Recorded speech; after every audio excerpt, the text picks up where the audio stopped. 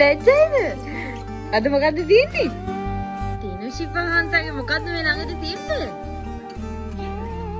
මොකද්ද තිබ්බේ? උපන්දිනේ. කැයි යමුනද උපන්දිනේට? එහෙනම් දෙන්නද? සිහින අරන්